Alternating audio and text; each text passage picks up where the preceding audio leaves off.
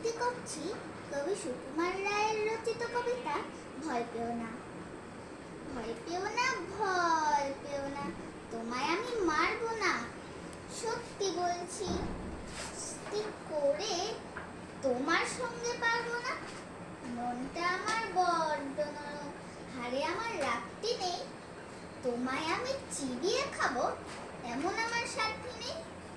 মাথায় আমার শিং দেখে ভাই ভয় পেয়েছো কতই না, জানো না মাথার বেড়া, কাউকে আমি গুতোই না।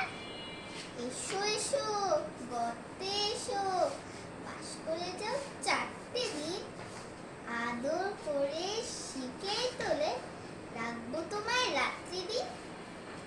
হাতে আমার মুগুর আছে, তাই কি হাতে থাকবে না?